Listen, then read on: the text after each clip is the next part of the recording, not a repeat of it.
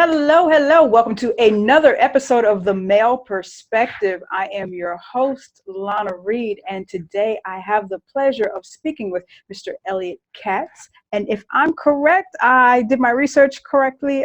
You're in Toronto? That's correct, yeah. Awesome, awesome. And where are you, Lana? I am in Los Angeles. Los Angeles. Oh, very nice. Technology is wonderful. You just get to speak to everybody all over the place. All right, it's great.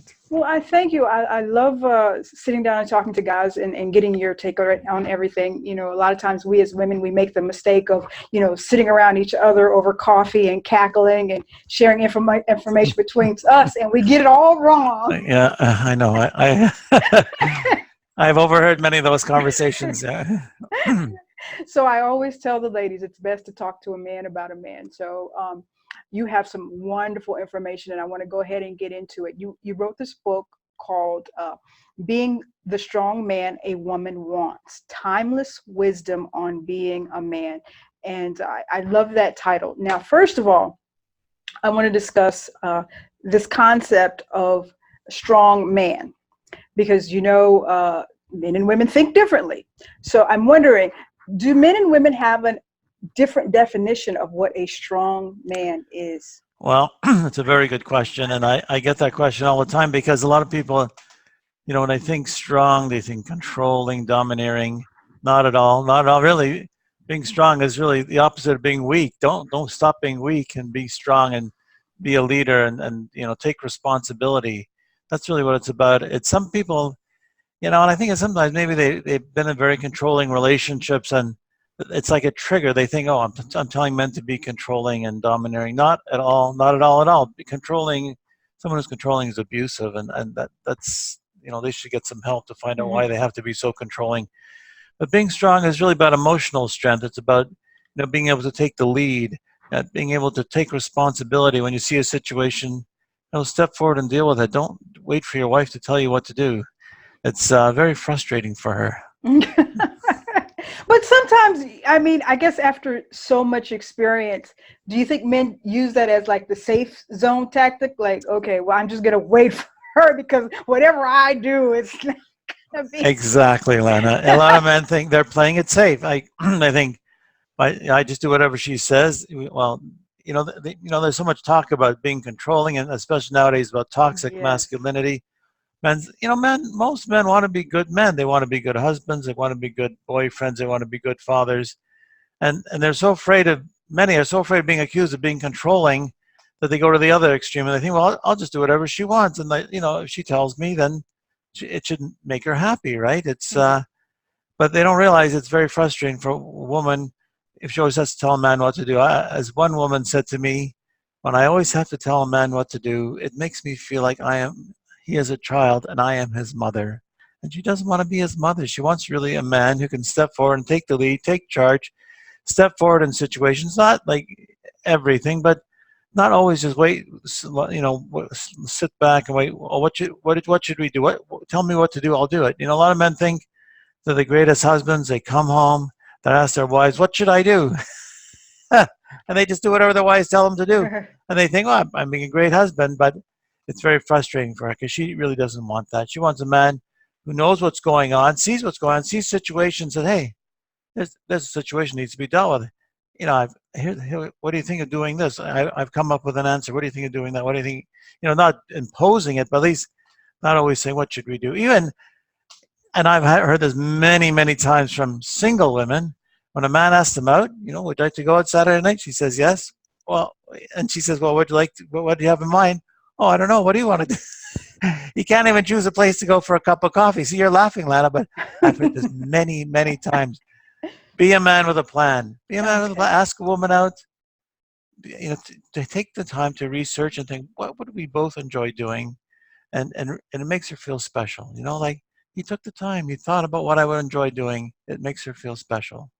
Okay, good tips. And I think, things have gotten so convoluted, especially in today's time. You mentioned earlier toxic masculinity. Do you think guys are kind of floating around, wavering? I think you kind of touched on this. Like they don't know what is taking the leadership role and not being assumed going too far with it.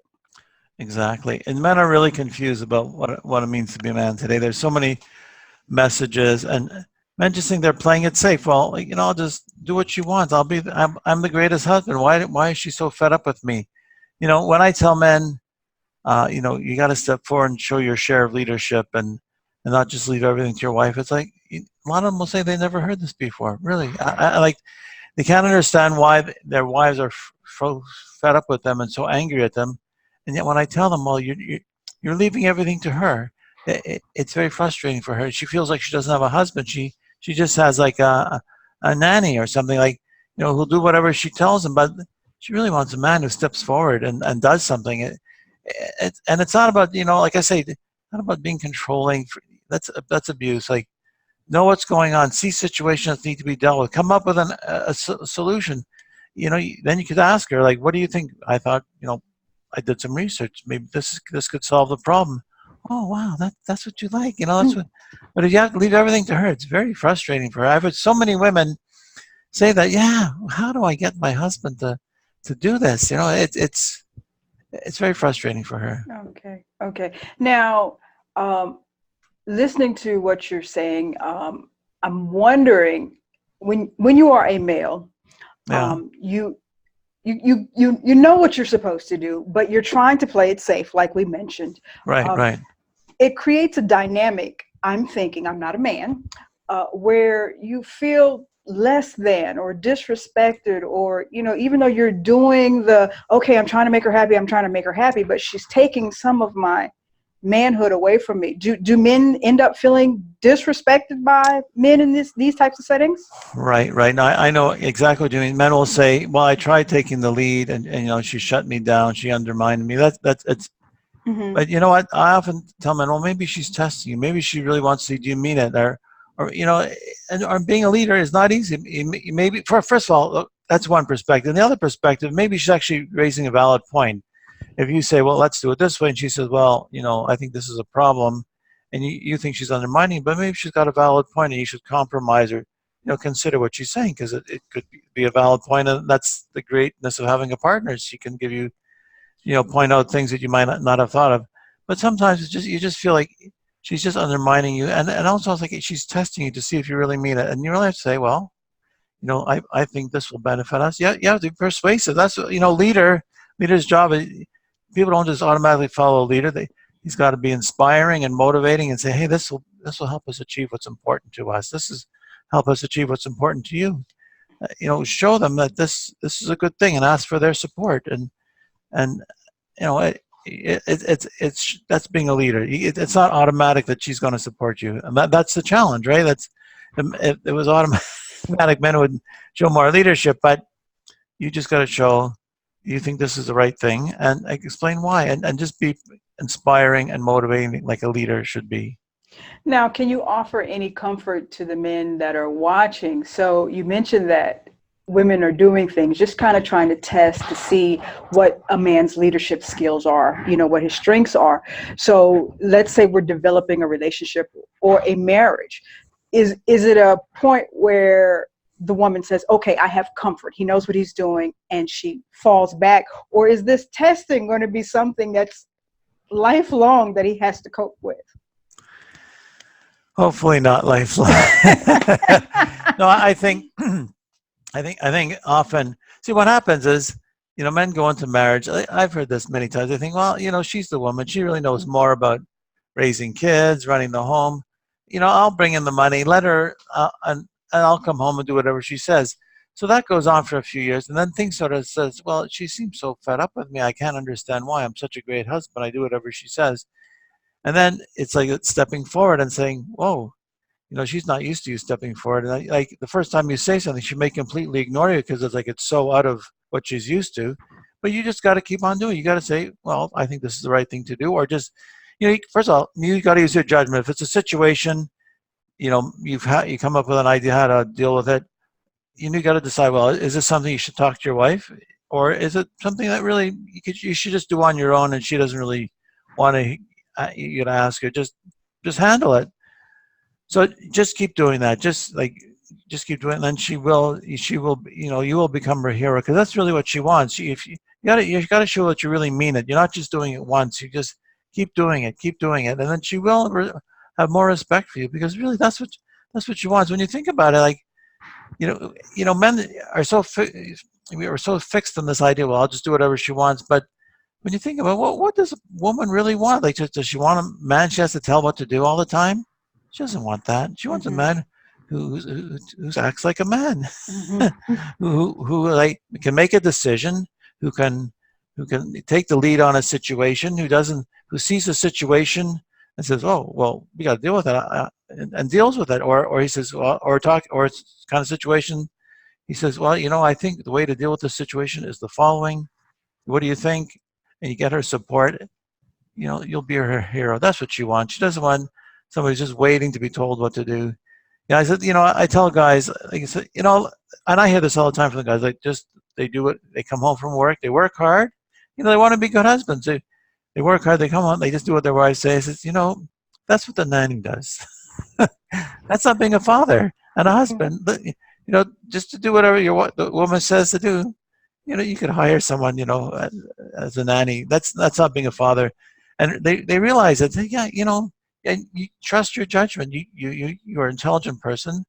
You see a situation, step forward, show that share of leadership, and you'll become her hero. So in 2019, women still want heroes. They still want knights in shining armor. One thing in researching my book was I realized that really nothing has changed. If you look like stories from 1,000 years ago, even the story of Adam and Eve, when I was reading them, the book is not a religious book, but I look at the story of Adam and Eve. It's just like, what can I learn from couples that existed thousands of years ago? So what happens? Eve eats the forbidden fruit, then she pressures Adam to eat it, and he says no at first, and then she pressures him, and he eats it, and then God says, "Did you eat the fruit that I commanded not to eat?" And what does he say? "The woman you sent me gave it to me, and I ate it." When I read that, I thought, wow, nothing has changed. Nothing You at want to all blame has changed. everything on us. That's right? it. You give in. You give in to your wife's pressure, and then when it goes wrong, you blame her. I said, Look at this fine mess you've got us into. really, I admit it. I did that. I talked to my friends. They did that too. It's like, and you realize, no, if it's wrong, you can't do it. It's like, if it's something, I was coaching a fellow. He was telling me, like, they had a house. She wanted renovation. So he says, okay, we could do this renovation, but let's do one a year and we'll spread out the cost. No, she wanted them all at once. Well, we can't really afford. No, she wants it all. Well, he wanted to make her happy. So, they did the renovations. It cost more than they thought. He nearly went bankrupt. And then he started working longer hours. And then, as financial stress brings a lot of other problems. So now, they're divorced, and the people who bought the house are enjoying the renovations. And he says, no, he says, well, you know what? I shouldn't have given in. That was my mistake. I should not have given in. And, at first he blamed her, and then he realized, he shouldn't have given in. So it's like, if it's wrong, you can't give in. But it's fascinating. The first couple, they did the same thing that so many men do today. Nothing has changed. That's my view. Just want to make her happy, and now we're in this mess. Now, exactly. You segued into the book, and I want to talk about everything, the book, all the books. So can you give us like a little synopsis? What actually will we find in the book? Okay, this book is a form of a story, because people like stories, of a grandfather and his grandson. They go on a hike, and the grandson's having all kinds of problems in his marriage, and his father's been married for like 50 years, and it's really like teaching this wisdom that fathers used to teach their sons, but it's kind of been lost to this generation. That's why it's the grandfather. It's like I had to skip a generation, because the husband's father didn't teach it to him, so it's his grandfather teaching it. And it's really like, you don't blame your wife. Take responsibility, and know what you should be doing differently. Don't just be a victim of your wife. It's those are the main things, and really, what I think is important lessons to realize. All these challenges you're facing are really meant for you to grow. Like, when a young couple gets married, they don't know much. I didn't know much, but it's really meant for you to grow. and that's why they're sent to you, and that's why these challenges come to you. And if you just blame your wife or just act like you're a victim, nobody will have any sympathy for you, and you won't grow. So it's really like, what do I have to grow? Like I see this situation. I have to step forward and become stronger and deal with it, and not blame. And I tell men all the time, like, you know, you can say you're a victim of your wife, but nobody has any sympathy for you. And just like in the story of Adam and Eve, did God have a sympathy for Adam? No, he punished him. Mm-hmm. He says, you listened to her You when you knew shouldn't. better. You knew That's better. right. I told you, yes. You're right. So he knew it was wrong. So he punished him. So it's like, and the same today. You hear men say, "I'm a victim of my wife. She did this. She spent money like water." I remember I was talking to a fellow. This is sort of the beginning of my own journey, which led to writing the book. He was divorced, and his wife had run up $50,000 on the credit cards. And I looked at him. I said, well, "How?" Here we were like wallowing in our mutual victimhood until he said that. I said, "Well, how could you let that go on? You have children. Like, I would never let that go on." But I realized that was really like a kick in the head for me, because like here I was, saying I'm a victim of my wife, but then he said this, like, I would never let that happen. So, but I asked him. I said, well, what about all the things I did let happen? And then I blamed her. It's you can't blame. Nobody wants to hear that you're a victim. There's no sympathy for you. You've got to see the situation. You got to make the situation the way you want it to be. Hmm. Now, you've touched on your own personal journey, and I was reading in your bio that you went through a divorce yourself. So Right. I'm curious, after the divorce, because I think this is a very important part that a lot of people skip over. They just segue into the next relationship. But what did you do to kind of learn, grow, and heal from that marriage? Right. So that's what led to the book. So at first, like I said, you blame, you blame, you blame. I'm a helpless victim. And then it sort of hit me one day. It's like, what do I have to learn from all this? I don't want to go through this again. And because I kept meeting men who are all like victims, Hmm. and that really set me on, like, what do I need to learn? So I start listening, talking to other men, and like, we're all confused. I started reading books on relationships, and Okay. they really didn't answer my questions. And it's only when I turned to the teachings, like the book is called Timeless Wisdom on Being a Man. There's the teachings that have been written 100 years ago, 1,000 years ago, 5,000 years ago. I said, wow. It was like so fresh, like it was written today. It was like, this describes my situation exactly. And this is written 5,000 years ago. So, wow, so I really grew a lot. I realized, you know, I had to grow as a man, and really our job is to take responsibility, take the lead, to show our share of leadership. Not controlling, but don't just be passive and passive victims, and really, and it's really made a big difference. And really, I feel more respected by women. Like, just take the lead. Like I say, even on a date, especially on a date, if you just like, oh, whatever you want, like, you can't even choose a place to go for a cup of coffee. It's like that it's a real turnoff. Like, take the lead, and those are simple things that actually women look for. It's like, is he a man with a plan? So is there's a situation. Well, he's got an idea how to deal with it. He's not saying, what should we do? What should we do? Hmm. Well, It's on the other end, that's always the male frustration. You guys ask us, what do we want to eat? And we're like, I don't know. Whatever you pick will be fine. And then you guys pick something. We're like, why did you pick that? I don't want that. So sometimes taking the leadership role can backfire, unfortunately. But, we as women have to do our own personal work too, and say, well, we did kind of leave it open-ended, and, let them so. well, I think if a man chooses a place, and let's say for to go out to a restaurant, and he chooses a place and the woman really objects to it, then she should say so. I mean, if it's a fish restaurant, then she'll have an anaphylactic reaction to the smell of fish. Well, she should say so, and I expect she would. But if he chooses a restaurant, he's made an effort.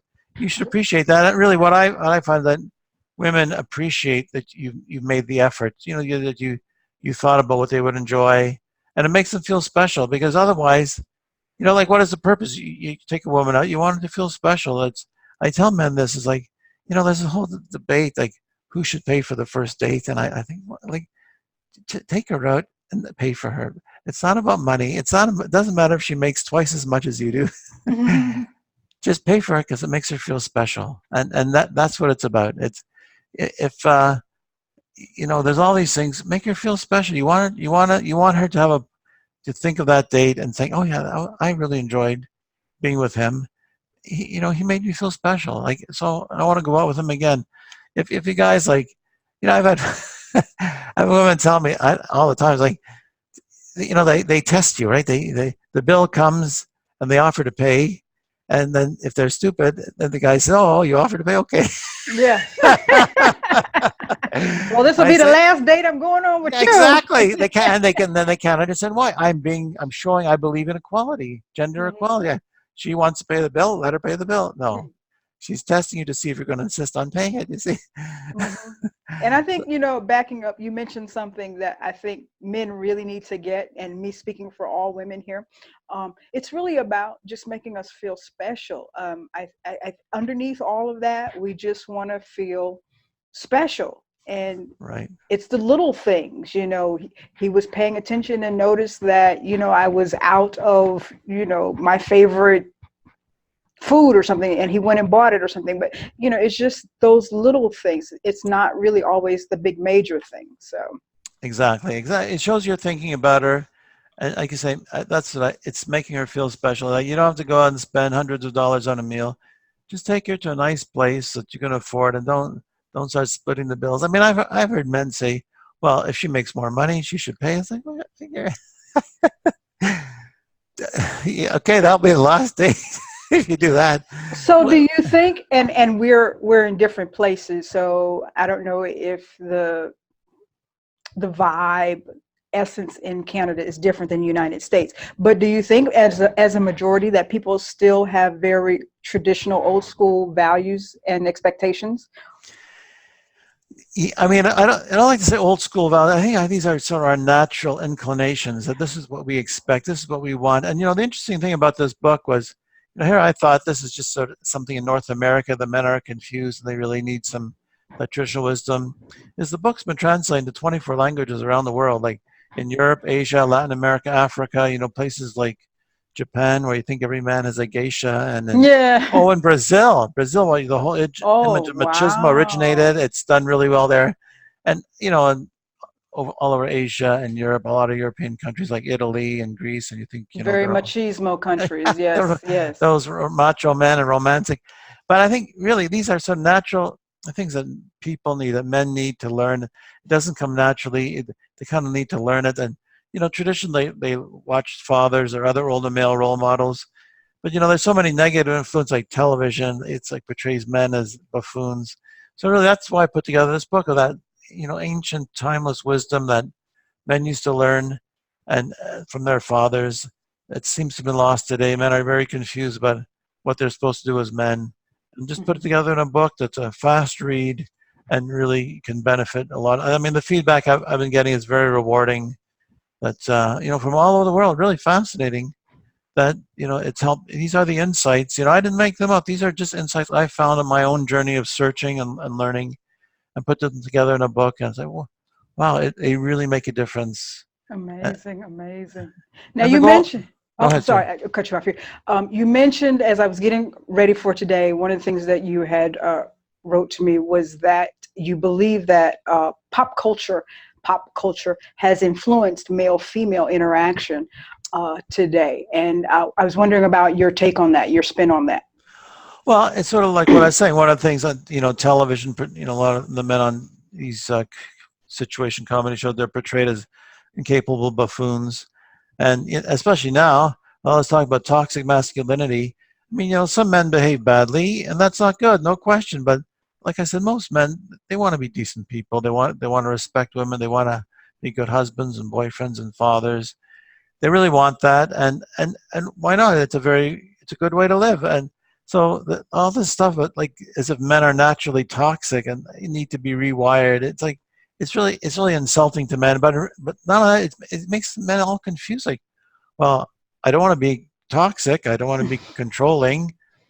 So what am I supposed to do? I won't make a decision because I'll be accused of being controlling.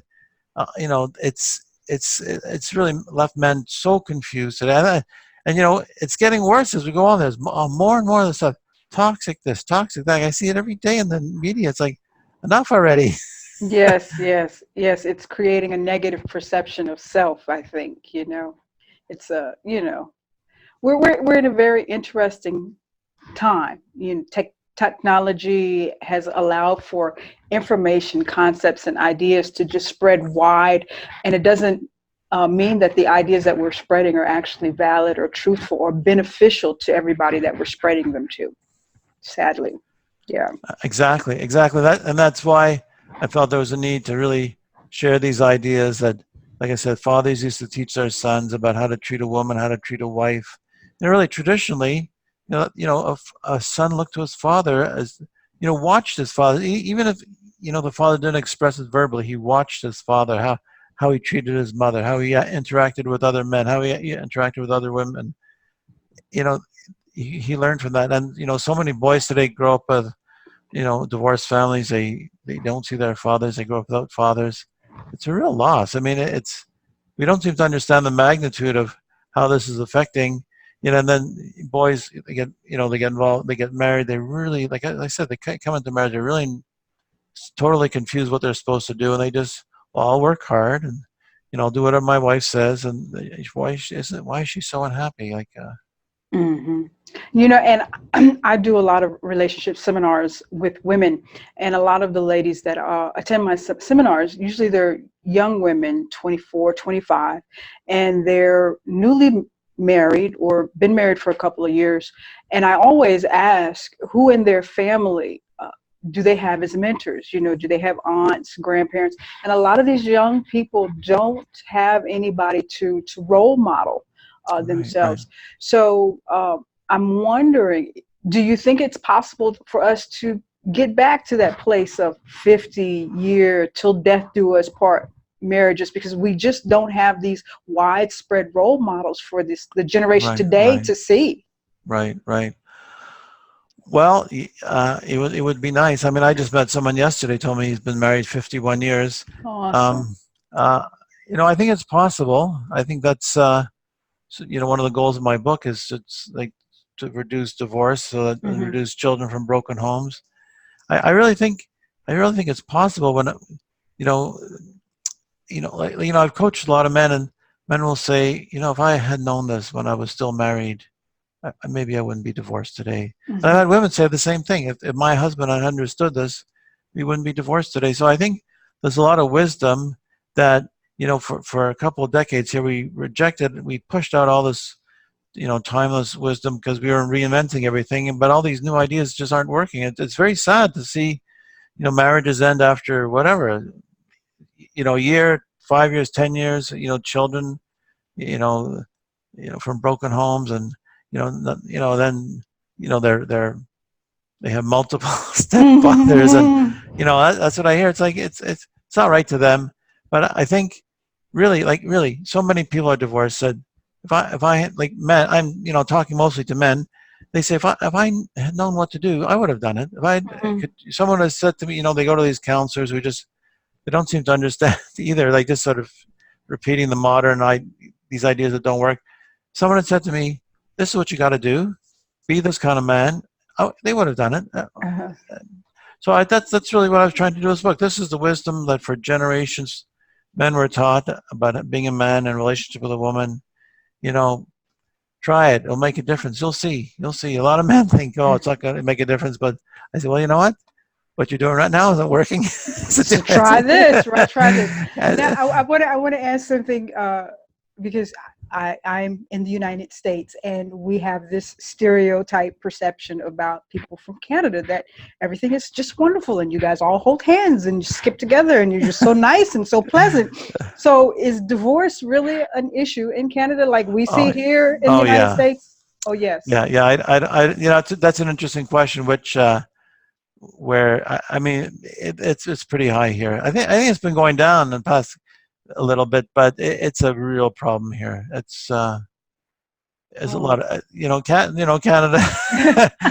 Canadians, we like to think we're all very nice and peaceful people, but Yeah, that's the myth. That's the thing, as but people in the United States. but we might be that way in some ways, but marriages are challenging, and Okay.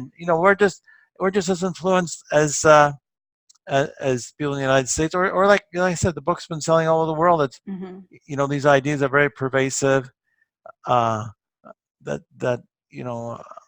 about, men, don't be toxic, don't be controlling, and they're very confused. So it's really human nature. Men need to learn these things, and they need to learn them in Canada just as much as they need to learn them in the United States, and as much as in Brazil or Italy and Greece and all these other countries. So it's a marriage. It's hard to make a marriage work, but I think when you have all these ideas that are just adding to the confusion, and it's not helpful. So really, these ideas have been around thousands of years. There's what for generations, fathers taught to sons. Really be that kind of man. And like, it's interesting. I'll get sometimes feedback like they just can't accept this, like, because it's so contrary to what they've heard. I say, you know what? Just keep it in mind. You may come to a point in time when you'll realize, well, what you're doing is just not working, and be open to trying this. It's really, you're not being abusive, you're not being controlling, you're just stepping forward and being a man. And that's really what a woman wants. And the fascinating thing is, see, we talk about men and women speaking different languages. That's part of the problem. Like, a man will tell me, well, his wife says he doesn't do enough at home. He does so much.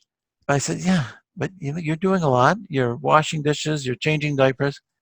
But she wants a man. She doesn't want just a nanny. She wants you to step forward and see a problem and deal with it, and not have to tell. She just wants to tell you what to do. Mm-hmm. There's one fellow I was coaching. He had this situation with his daughter, and she had dropped out of school. She was staying up all night and sleeping all day, and he was blaming his wife. I said, yeah, you could blame her. You could blame her, but It's not going to you've got to solve the solve the problem. problem. Yeah. It's not going to solve the problem. Exactly. Now So I have one question, and then we're going to do my random question, okay. and then we'll get to finding out how we can get your book. But we as women, do you have any suggestions of what we can do to support our man, our significant other, in his journey to becoming that man that we want him to be? Right. Well, a couple of suggestions. One is, we talked about, he asks you out for a cup of coffee, and then he wants you to decide where to go, or any kind of, that's one example of a decision. But if it's a decision that, he's trying to get out of making, and you want him to make the decision, just say, when he asks you what to do, just say, you decide. I want you to decide, or I like it when you decide, and then don't say anything. And then let him decide, and realize he may make a different decision than you, but as long as it's not dangerous, Mm-hmm. go along, because you're really, because a lot of men will say, I tried to take the lead, I tried to make, so I got shot down, I just backed away. So, and a similar way, if there's a situation that you'd like him to deal with, just say, there's a situation, could you handle it? And he says, well, I don't know what to do, what should I do? I said, well, I don't know either, just look on the internet, like, do some research. That's what I do, and just let him handle it. And again, like I say, if he'll probably handle it differently than you, but just, like I said, unless it's dangerous or damaging, just let him do it his way, and then praise him for it. Like, say, hey, I like the way you handle it, or I really appreciate you handling it, and then he'll start feeling good. It's like you're trying to get a sapling to grow. Just encourage him. Don't undermine him, unless, like I say, it's dangerous. Dangerous. Okay.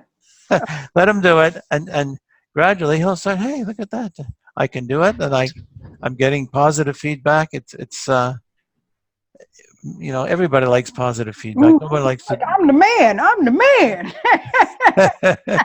All righty, Ellie. I have random question time, I do. Oh, okay. So let's see what we've got for you. Let's see.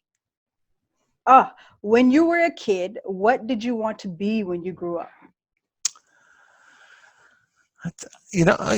What I wanted to be when I grew up was a writer. That's what I wanted to be. Awesome. Yeah, and I just pursued it. And here you are. Yeah. So that leads me into tell everybody, before we get out of here, tell everybody how they can pick up the book, how they can catch up with you. Do you speak? How do they connect with you? Give us all of that. Okay, so here's the book. It's called Being the Strong Man a Woman Wants, Timeless Wisdom on Being a Man. And it's available on Amazon as a paperback and an ebook. And it's an ebook on Kobo and iBooks. That's probably the best ways to get it. Okay. And my website is www.elliottKatz.com, as Elliott is spelled the British way. It's ELLIOTTKATZ.com. And I do speak, and I have been speaking around lately, and it's very rewarding. I've got a lot of positive feedback, which makes me feel good. And you could go through my website, or you could email me at Elliott R. Katz, ELLIOTTRKATZ at AOL.com. And if you read the book, or you just have more questions you want discusses, I'd be happy to hear from anyone who wants to contact me, because really the mission is let's stop so much divorce, let's stop so many kids from broken homes, and because it is possible. I mean, Yes, it is. it's like I said, so many men, if they had known this, they wouldn't be divorced. So just try it. It's cheaper than divorce lawyers. Yes, indeed. Yes, indeed.